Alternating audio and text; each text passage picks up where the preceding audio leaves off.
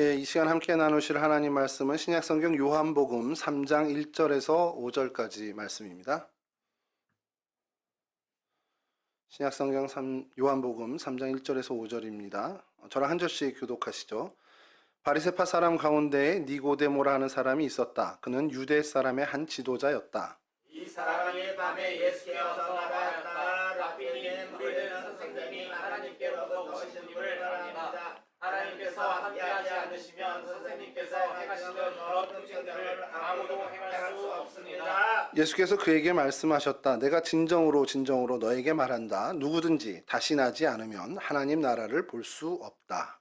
니고데모가 예수께 말하였다. 사람이 늙었는데 그가 어떻게 태어날 수 있겠습니까? 어머니 뱃속에 다시 들어갔다가 태어날 수야 없지 않습니까? 우리 함께 하시죠. 예수께서 대답하셨다. 내가 진정으로 너에게 말한다. 누구든지 물과 성령으로 나지 아니하면 하나님 나라에 들어갈 수 없다. 아멘. 예, 반갑습니다, 여러분. 나만 반가워요? 이렇게 이제 우리 미소 지으면서 같이 반갑습니다. 좌우 옆에 인사하시죠. 함께 예배해서 기쁩니다. 담임 목사님 따라하는 겁니다. 이렇게. 옛날 윤섭이가 담임 목사님 따라하는 걸 성탄절에 한번 했었는데 제가 감명받고 나도 훈련을 해야 되겠다. 자, 좌우 옆에 분 다시 한번 인사하시죠. 반갑습니다. 왜 이렇게 하겠습니까? 오늘 설교가 짧거든요. 시간을 좀 늘리기 위해서 계속. 오늘 개사교 때문에 좀 짧게 해야 되는 압박을 받아가지고 요즘 다른 거 아니고 오늘은 좀 니고데모라는 사람을 좀 살펴보려고 합니다. 지난 수요 예배 때죠. 작년인 것 같아요. 작년에 이제 니고데모를 이제 수요 예배 오신 분들과 얘기를 나눴는데 제가 이렇게 다시 한번 보면서 이거는 진짜 오늘날을 살아가는 청년들한테 필요한 것 같아요. 제가 볼 때. 그러니까 뭐 또 목사님 꼰대 같은 소리 하신다 이렇게 얘기할지 모르지만 여러분 인생을 살면서 정말 요 신앙의 자세가 왜 필요한지에 대해서 우리가 오늘 좀 되새겨 볼 텐데 다른 날 설교는 좀 뒤로 하고 오늘 예배 이 설교에 대해서 여러분 한 번쯤 정말 좀 진지하게 고민을 해보셨으면 좋겠습니다. 니고데모라는 사람은요, 오늘날로 치면 국회의원입니다. 산헤드린 의회라고 이스라엘의 최고 의결기관이죠. 뭐 이제 정치적으로는 로마의 지배에 있지만 종교적으로나 일상의 실생활에서는 사실 가장 정점에서 권력을 행사하는 기관이나 마찬가지였습니다. 대제사장도 사실 함부로 할 수 없고, 그러니까 그 산헤드린 공의회, 그 의회의 이제 일원으로서 유력자였어요. 근데 이 사람이 성경에 등장하는 모습을 보면 이 사람의 진리에 대한 목마름이 좀 있었던 사람이라는 겁니다. 그러니까 자신이 최고 어떻게 보면은 많이 배웠겠죠. 그리고 뭐 세상의 지식에 대해서도 많이 알고 그랬을 텐데 그 뭔가에 대한 갈급함, 그것으로 채우지 못하는 갈급함이 있었습니다. 산헤드린의 공회의원이라면 이제 바리새인으로서 율법에도 어떻게 보면은 해박한 지식을 갖고 있는 사람이고 여호와 하나님에 대한 신앙에 있어서도 뒤처지지 않는 사람입니다. 그럼에도 불구하고 그에게 뭔가 공고함이 있었다는 거예요. 저는 여러분들이 이런 공감을 좀 가졌으면 좋겠습니다. 인생의 문제에 내가 지금 이 나이에 이렇게 살아가는데 그렇다고 뭐 여러분보다 훨씬 잘 나가는 사람들을 보면서 나는 왜 이거밖에 못 살지 그러라는 게 아니라 내가 정말 하나님 앞에서 신앙생활을 하고 있고 나름대로 교회도 열심히 다니고 나 사실 태어나서부터 교회에서 계속 자라왔는데 그런데 나한테 이게 나한테 무슨 의미가 있지? 이런 생각들을 좀 한번 했으면 좋겠어요. 여러분들의 가진 믿음과 신앙이 여러분들의 실생활에 도대체 어떤 영향을 주고 삽니까? 여러분 수능 시험 보는데 믿음 좋아서 뭐 점수가 좀 더 올라갔어요? 금요 기도회를 내가 1년 동안 몇 번을 참석했더니 수능 점수 한 3점 올랐어. 이런 거 없잖아요, 사실. 그럼 여러분들이 정말 신앙생활 열심히 헌금 많이 하고 정말 교회 봉사 열심히 했어. 오늘도 뭐 가가지고 여러분들 뭐 밴드 한다면서요. 그래서 무슨 이거는 좀 이게 왜냐면 되게 이례적인 일이라 제가 그런 생각을 하는 거예요. 개사교회에서 준비 찬양을 한다고? 이전에 이런 일이 없었거든요. 그러니까 동성교회에서 개사교회를 하는 게 정말 요번에 된 게 센세이션일 수밖에 없는 게 청년들이 나와서 밴드를 해서 준비 찬양을 한대. 아마 이제 이게 다음 개사교회 하는 교회는 되게 부담 가질 겁니다. 이게 이례적이거든요. 자, 근데 여러분 그렇게 열심히 가서 기타 치고 찬양하고 막 했어요. 월급 올라요? 안 올라요? 감기가 와가지고. 학생들의 중간고사 성적이 올랐다. 아니면 우리 직장에서 내가 교회 생활 열심히 하고 헌금했더니 그리고 열심히 봉사했더니 내 월급을 올려주더라. 있습니까? 없어요. 주일에 오히려 이 시간 예배드리는 중간고사를 앞둔 학생들은, 중간고사 아직 안 끝난 학생들은 짜증날 겁니다. 집에 가서 빨리 그거 봐야 되는데. 오히려 성적이 악영향을 받으면 악영향을 받지 좋지는 않을 거예요. 근데 왜 여러분들이 믿음을 계속 갖고 신앙생활을 계속 해나가야 되는 거예요? 직장생활에 방해가 되면 됐지 도움이 될 만한, 실질적인 도움이 될 만한 거는 없습니다. 근데 왜 신앙생활을 해요? 결론을 먼저 얘기하면 우리의 삶의 자세가 바뀌기 때문이라는 거예요. 여러분 인생을 대하는 태도가 달라지고요.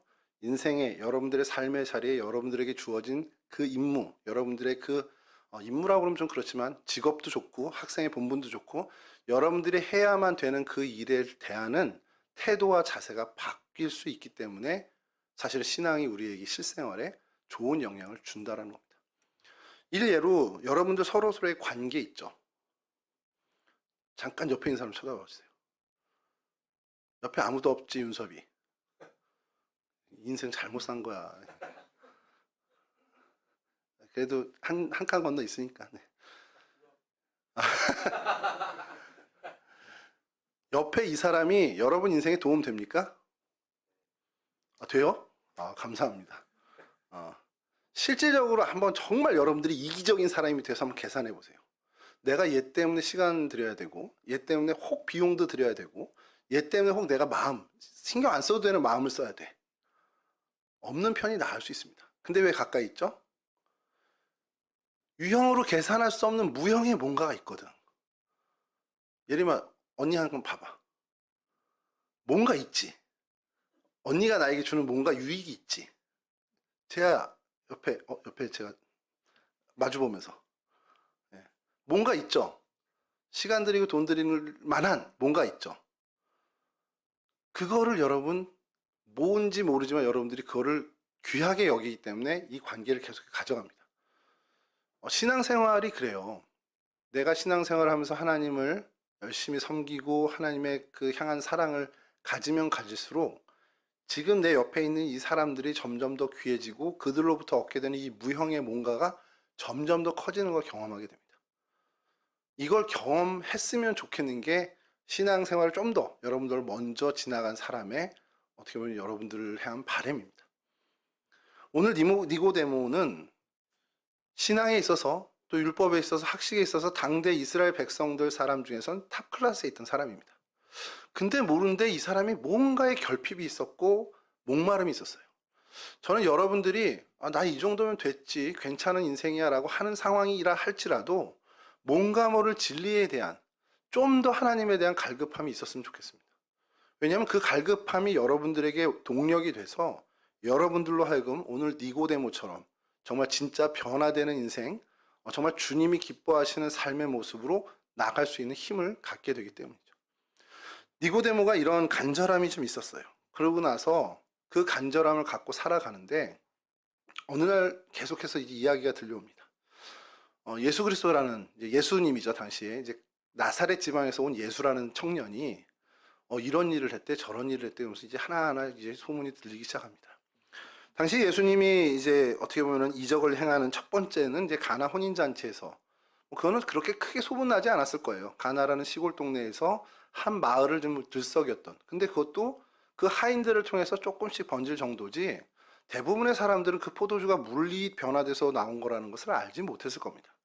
그냥 정말 아는 사람만 몇 명 아는 그러한 일들이었을 거예요. 그 이후에 많은 예수님께서 이적을 행하셨지만 결정적으로 예수님의 이름을 정말 온 이스라엘 땅에 각인시킨 사건은 성경학자들이 공통적으로 얘기하는 건 성전 정화 사건입니다. 여러분 이름이 좀 널리 알려지고 싶으세요? 그런 욕심은 없구나. 저도 뭐 그런 욕심은 없습니다. 요즘 제가 프로야구를 다시 보기 시작했습니다. 이거 놀라운 사건인데 제가 SK 와이번스라는 팀을 되게 응원했어요. 열렬한 팬이었습니다. 그래서 뭐 주일 오후 예배를 이런 얘기하면 아주 땡땡이 치고 야구장을 간 적도 있을 정도로 되게 좋아했어요. 근데 이 SK 와이번스가 해체를 했습니다.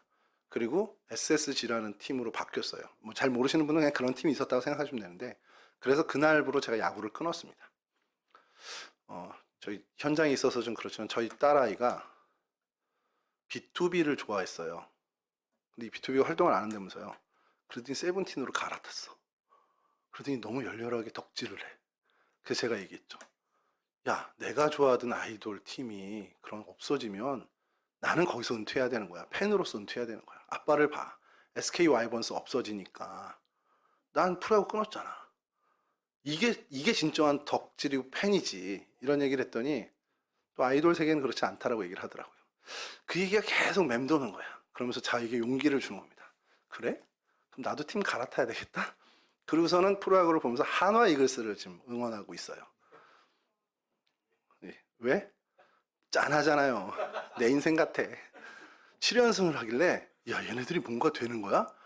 그러더니 7연패 8연패 하더니 요번에 또 6연패를 하더라고. 그랬더니 아유, 이상하지도 않아. 새롭지도 않아. 그냥 늘 하던 거니까 그냥. 근데 이제 짠해서 다시 응원을 하게 되는데, 제가 왜 이 얘기를 하냐면 거기에 황영묵이라는 사람이 있어요. 여러분 잘 모를 거야. 이제 아는 사람들 아는데, 이 친구가 야구를 좀 관심 갖고 좋아하는 사람이면 다 아는 사람으로 유명이 됐습니다. 갑자기. 왜? 최강야구라는 팀에서 한화로 옮겨간. 그러니까 최강야구라는 TV 프로그램에서 이 사람이 이름을 알린 거예요. 그러니까 이 친구가 지금 한화 이글스에서 정말 맹활약을 하고 있는데, 그 정도 활약하는 걸로는 이 정도 유명세를 가질 수는 없어요. 웬만하면 그만큼 하는 사람은 많거든. 근데 이 친구가 최강 야구에서 활동을 했던, 그러니까 TV 프로에 출연했던 경력이 있었어. 그리고 거기서 많은 사람들이 애절하게 막 해서 프로야구에 갔어. 많은 사람들이 바람한 거죠. 그러니까 그 스토리가 있으니까 그 사건이 계기가 돼서 이 친구가 다른 사람 정도 해도 확 각인이 되는 거예요. 야, 황영묵이 2루 타쳤대. 야, 요번에 2타수 2안타 쳤대. 야, 요번에 2루타 치고 3득점 했대. 이게 계속 SNS든 기사든 이런 계속 올라오는 겁니다. 아니, 그 정도 안 한 친구가 어딨어요? 웬만한 팀을 승리로 이끄는 친구들은 그 정도 활약 다 하거든요. 근데 노시환은 그보다 더 잘하고 페라자는 홈런을 쳐도 인터뷰를 안 하는데 황영묵은 인터뷰를 한단 말이에요. 자, 그런 사건처럼 모든 사람에게 각인을 할 만한 뭔가 팍 임팩트를 주는 사건들이 있다는 겁니다. 예수 그리스도의 그 예수 운동, 하나님 나라 운동이 이스라엘 전역에 어떻게 보면 정말 큰 무브먼트로 인정받고 사람들이 주목하게 된 계기를 많은 성경학자들은 이 사건으로 주목합니다. 뭐 누구 눈을 뜨게 했어, 뭐 38년 된 병자 뭐 이게 아니고요. 그 사건들은 그냥 그 동네에서 소문나는 정도로 끝나는데, 정말 전국적으로 예수 그리스도, 나사렛 예수라는 이름을 알린 사건은 바로 성전 정화 사건입니다. 근데 이 사건으로 인해서 아이러니하게 예수님은 유명해졌는데, 이 사건 때문에 실질적으로 대제사장과 사두개인들, 이들 서기관 율법사들에게 주목을 받게 되고 결국 십자가 형틀까지 가게 된 결정적인 사건이라고 보시면 돼요. 저 동네 이 동네에서 갈릴리 시방에서 많은 이적을 행하고 많은 사람들을 구름대처럼 몰고 다니는데, 뭐 오병이어 사건에서 많은 사람들 배불리 먹였대. 이거는요, 대제사장들에게 뭐 그 기득권 권력층에게는 별거 아닌 일입니다. 그러거나 말거나 몇 년 가면 없어지겠지, 이런 사건이에요. 근데 그들의 영린 같은 것을 건드린 것은 바로 이 성전 정화 사건이에요. 왜 이 성전 정화 사건이 이 큰 틀에 어떻게 보면 이스라엘 전체의 권력 구도를 뒤집어 놓은 일이냐? 대제사장이 여러 수익원이 있겠죠. 뭐 월급을 받았는지 모르지만, 근데 그 가장 큰 수익원은 어디서 나오냐면 성전의 옆에 있는, 성전 옆에 있는 시장에서 이득을 보고 있었습니다. 성전 세결과 함께. 무슨 얘기냐면 이스라엘은요, 총 3번의 절기에 이스라엘 예루살렘까지 올라와서 하나님께 예배를 드려야 됐습니다. 그게 율법이에요. 자, 그때 드려야 되는 소가 됐든 염소가 됐든 이 제물은 흠이 있으면 안 됩니다. 근데 여러분 한번 생각해 보세요. 집에서 뭐 강아지를 기르거나 고양이를 기르는 분들도 생각해 보면, 양이나 염소나 뭐 어떤 가축을 기를 때 걔를 하나님께 바칠 때까지 얘가 흠 하나 없이 온전하게 기르어지기가 쉽습니까? 여러분들 몸에 상처 없으세요 혹시? 뭐 온갖 상처 투성이잖아요 사실. 뭐 부러지기도 하고 뭐 핥혀지기도 하고, 저도 지금 상처가 엄청나게 큰 게 있는데, 자, 근데 이 사람들이 나름대로 흠이 없다라고 생각하고 염소를 집에서부터 끌고서 쭉 가서 예루살렘까지 갑니다. 그럼 성전에서 그 흠이 있나 없나를 보는 제사장이 있겠죠. 그러면 그냥 이 정도는 괜찮아 하고서 예배 드리게끔 제사 드리고 제물로 받아주면 좋은데 이건 안 되네. 야, 얘 봐, 얘 눈 꼽혔잖아. 눈 밑에 좀 찢어졌네. 야, 얘 털이 조금 이거 뭐 껍질껍질한데. 시비를 걸어서 안 받아주게 되는 거예요. 그럼 이 사람들 어떻게 해요? 다시 집에 가야 되잖아. 자, 그러면 이 사람이 얘기하죠. 집에 갈 거 없고 요 옆에 가면 흠 없는 거 팔아. 그거 사서 갖고 와. 갔더니 10,000원이면 살 거를 거기서는 20,000원에 받는 거야. 근데 어떻게 해요? 집에 못 갔다 오니까. 그러니까 사는 겁니다. 일례로 이런 시장이 열린 거예요. 예수님께서 성전 정화를 하시면서 이곳은 만민이 기도하는 집이어야 되는데 너희들은 강도의 소굴을 만들었다. 사고 파는 모든 상인들을 통해서 얘기합니다. 선한 의지로 먼 곳에서부터 지금 가져오는 것이 번거로우니 그냥 그 제사장들이 인정한 어떻게 보면 가축업자들을 통해서 사서 거기서 예배를 드려라.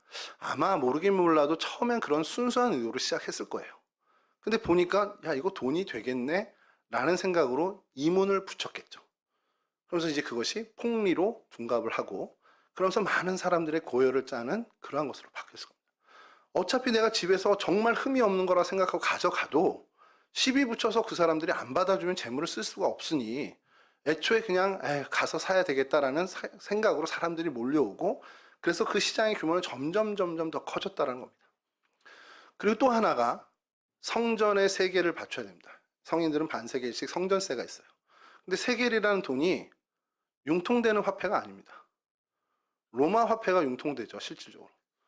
여러분들 마찬가지지만 지금 뭐 비트코인이 뭐해서 가상화폐가 그래도 어떻게 얘기하지만 아주 초창기 때 그게 나올 때 뭐라고 그랬냐면 야, 저거는 유통이 되겠어?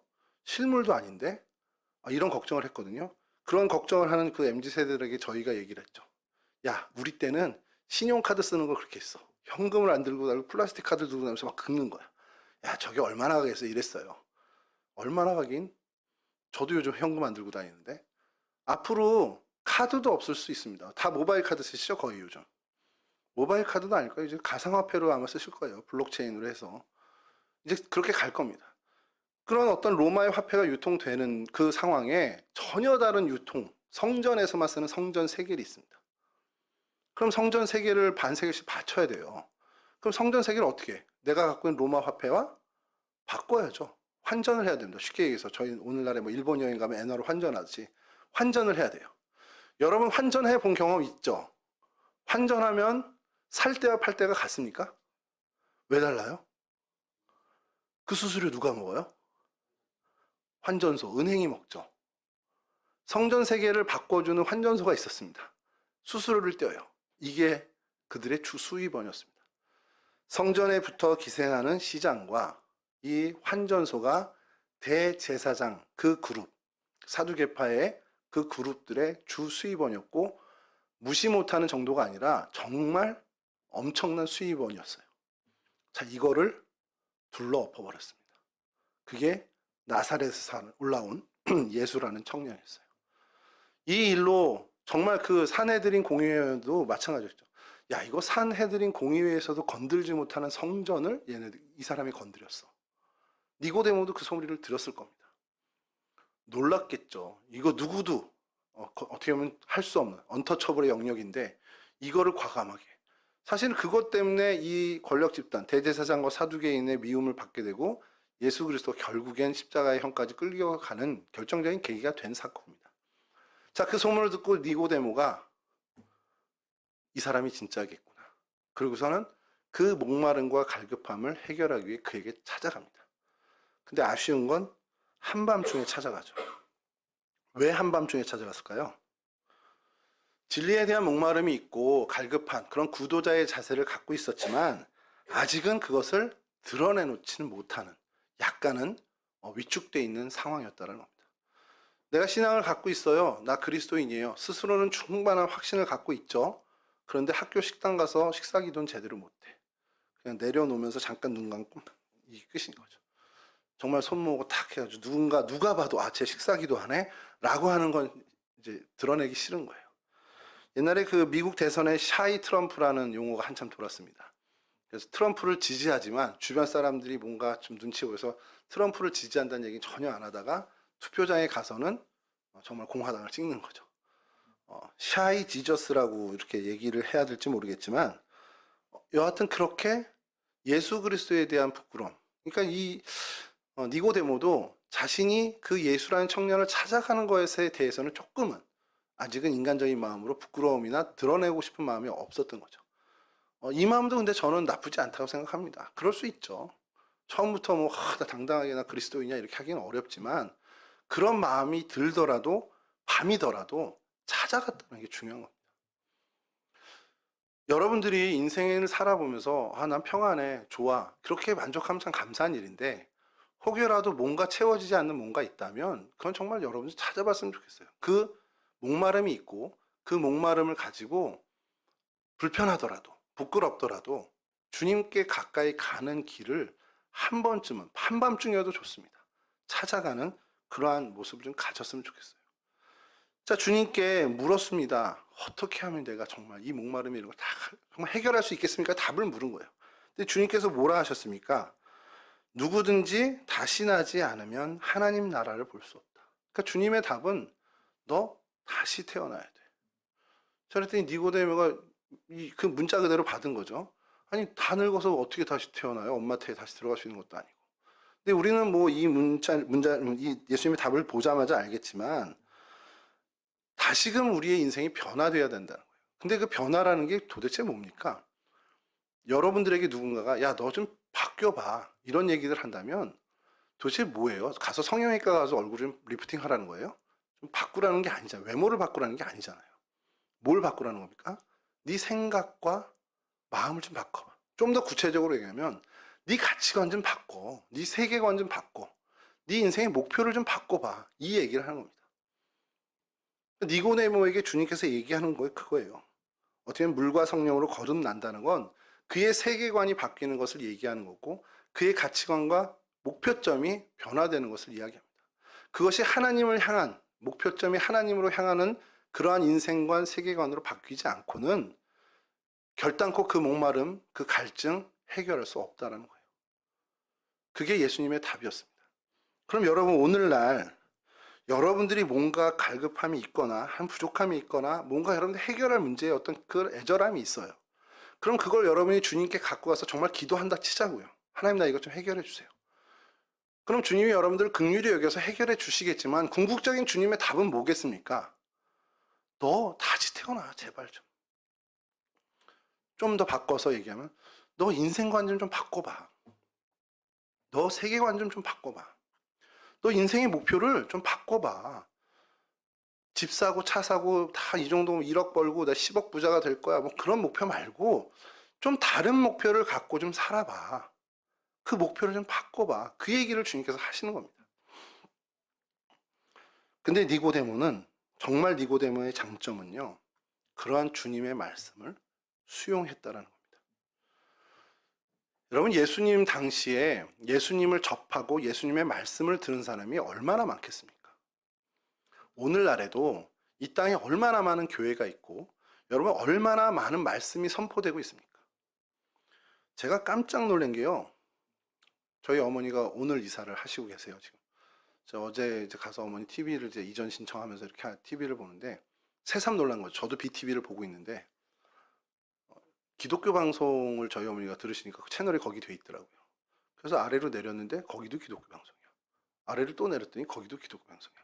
그래서 두 칸 위로 다시 올렸다 더서 원래 채널에서 또 위로 올렸더니 거기도 기독교 방송이야. 그래서 기독교 방송이 왜 이렇게 많어? 근데 익숙한 목사님들이 나오는 거야, 계속. 큰 교회 목사님들이 다 계속 나오는 거예요. 그래서 야, 설교가 넘쳐나는구나. 여러분 이 땅에 정말 얼마나 많은 설교들을 우리가 접하겠습니까? 근데 여러분 아이러니하게도 이건 좀 잠깐 짠 얘기지만 제가 어제 얘기니까 좀 잠깐 얘기하면 야, 이렇게 많은데 이렇게 설교가 많이 들리는데 여러분 거기만 있겠어요? 유튜브 들어가면 난리도 아닙니다. 말씀이 뭐 클릭만 하면 막 잘잘잘 나오잖아요. 퀴즈 하나 낼게요. 홍수가 나면 뭐가 제일 부족하게요? 마실 물이 부족합니다. 아이러니하지 않습니까? 홍수가 나면 물이 부족해요. 세상 천지가 물천지인데 물이 부족합니다. 세상에 말씀이 넘쳐나요. 온갖 세상에 말씀이 넘쳐납니다.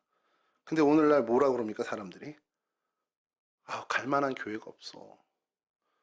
신앙생활하면 교회가 없어.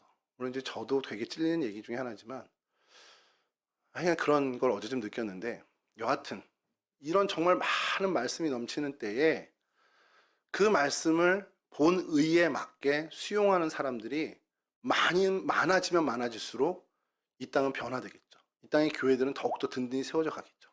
근데 오늘날 여러분 누구나 다 느끼고 있는 거지만, 코로나 핑계대기 너무 좋게 하나님이 핑계거리를 주신 건데, 코로나가 안 왔어도 저는 한국교회가 이 수준으로 왔다고 봅니다. 코로나 3년이 없었어도 한국교회는 조금 속도는 빨라진 건 있었지만 지금 이 수준까지 떨어질 수밖에 없는 그런 모습이었어요. 여러분, 이 말씀이 정말 이렇게 많이 선포되고 성경 공부가 부족합니까? 얼만큼 많은 성경 공부가 있겠어요.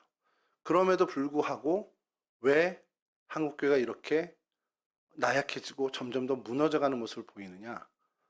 그 넘쳐나는 설교의 본의를 받아들이는 사람이 적기 때문에 그렇다는 겁니다. 니고데모의 최고의 장점은 주님께서 하시는 말씀이 이해가 처음에 안 됐지만 아이고 이상한 소리 하고 있네, 말도 안 되는 소리 하고 있네 하고서 그냥 중단한 게 아니라 그것을 계속해서 되뇌이고 묵상하면서 결국에 답을 찾았다는 거예요. 주님의 말씀을 본의대로 수용했다는 겁니다. 저는 여러분들에게 딱 한 가지만 요구하면 바로 이겁니다. 여러분들이 하나님이 여러 루트로 설교 말씀을 통해서도 있고, 여러분 큐티를 통해서도 있고, 여러분 지인들을 통해서, 신앙의 권면을 통해서 여러분들에게 뭔가 하나님 말씀하실 때 그것을 수용할 수 있는 수용성을 좀 기르라는 겁니다. 그렇게 하면 내가 얼마나 불편한데, 그럼 나보고 잠도 자지 말라는 거야? 나 이거 하지 말라는 거야? 그럼 이런 식으로 반발하지 마시고 한번 좀 수용해 보라는 거예요. 하나님의 권면과 하나님의 권고를 수용해 보십시오. 그러면 여러분, 우리는 변화되는 인생이 될 수 있다는 겁니다. 니고데모는 이 부분을 수용했어요. 그래서 니고데모가 변화를 겪고 예수님을 밤중에 몰래 찾아오던 그런 사람에서 공개적으로 예수님을 변호하고 옹호하고 지지하는 사람으로 변화가 됩니다. 요한복음 7장을 보면 제가 읽어드리진 않겠지만, 이제 대제사장들과 바리새파 사람들이 예수를 잡으러 갔던 경비병들에게 이제 물어보는 기사가 나와요. 그러면서 막 이제 이제 얘기를 하는데 경비병들이 이상한 소리 하니까 야, 니네들도 미혹된 거야? 그러면서 막 추궁을 합니다. 그러면서 예수 빨리 잡아라고 막 추궁을 해요. 그랬더니 니고데모가 뭐라고 얘기하냐면, 우리 율법으로는 먼저 그 사람 말을 들어보고 그가 하는 일을 알아보고 그렇게 한 다음에 판단을 하지, 우리가 언제 이렇게 막무가내로 잡아들였습니까? 니고데모가 대놓고 얘기를 한 겁니다. 그랬더니 이 사람들이 너도 갈릴리 출신이야? 너도 거기에 미혹됐어? 이러면서 이제 비난을 하고 핍박을 하는 거예요. 그러니까 이제 공개적으로 예수에 대한 옹호를 하는 겁니다. 예수를 체포하려고 하니까 그러는 법이 어딨어요? 이렇게 체포하는 게 어딨습니까? 라고서 막아섰던 게 이제 니고데모입니다. 샤이 지저스에서 이제 그런 거 없습니다. 당당하게 자기가 예수를 지지하는 사람, 옹호하는 사람으로 자기 직을 내걸고 이제 그런 모습으로 변화됐다는 거예요. 그것은 그 사이에 밤중에 찾아왔던, 그리고 이 옹호하는 모습을 보인 그 사이에 그가 하나님의 말씀으로, 주님의 말씀으로 변화되는 가치관이 바뀌고 주님 말대로 다시 태어난 것을 경험하게 되었다는 것이죠. 자, 그런 모습으로 나아가는 것. 저는 여러분들에게 난 당당하게 그리스도이냐, 나 참 크리스찬이야, 이렇게 얘기하고 떠들고 다녀라, 이것까지는 필요 없습니다. 그렇게 되면야 더 좋지만 거기까지의 기대가 아니고, 그가 주님의 말씀을 듣고 수용했던 것처럼 여러분들 역시도 무언가 하나님이 여러분들에게 신앙의 권고나 권면을 했을 때 그것을 차단하지 말고 한 번쯤은 마음에 품고, 그 기간이 하루가 됐든 일주일이 됐든 한 달이 됐든 1년이 됐든 좀 품고서 계속해서 그걸 좀 되뇌었으면 좋겠다는 거예요. 그러면 분명히 우리는 말씀의 능력을 믿는 사람들이잖아요. 그 말씀은 분명히 여러분들 안에서 큰 영향력을 발휘하게 되고 여러분들의 인생을 바꿔놓는 말씀이 됩니다. 늘 여러분들에게 반복해서 하는 얘기겠죠. 그가 이제 이렇게 옹호하면서 예수님의 시신까지 거두는 담대함을 이제 보이게 되는데, 이 자세를 우리가 본받자. 제가 설교할 때마다 항상 얘기하는 거죠. 야, 우리도 이랬으면 좋겠다, 우리 청년들이 이랬으면 좋겠어요. 그래서 말씀을 계속 반복합니다. 말씀의 사람이 되십시오. 여러분 제발 여러분 말씀에 의해서 영향받는 사람이 됐으면 좋겠습니다. 이렇게 얘기하는데, 그럼 방법을 얘기해 줘야지라는 생각이 드는 거예요, 제가. 구체적으로 어떻게 해야 되느냐.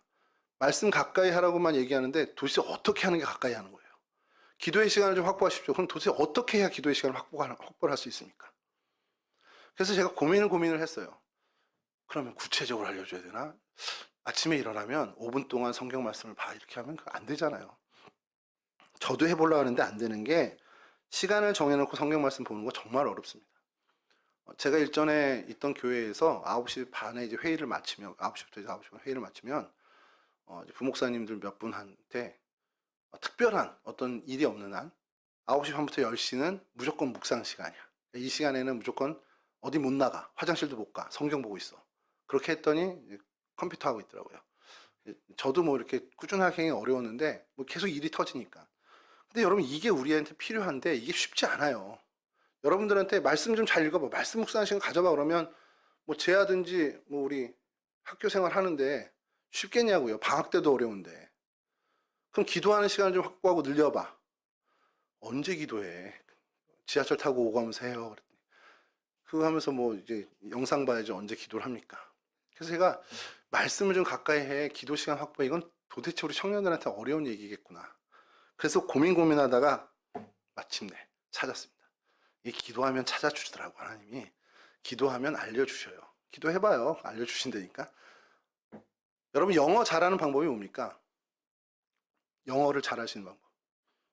이렇게 얘기하니까 제가 영어 잘할 것 같죠? 영어 못합니다. 영어를 잘하는 방법을 들었어요. 뭡니까? 영어의 날을 노출시키라는 거예요. 그래서 해외 연수도 가고 하는 게 한국 사람 없는 동네로 어학연수를 가는 이유가 계속 나를 영어가 들리고 말하고 하는 상황에 나를 노출시키라는 겁니다.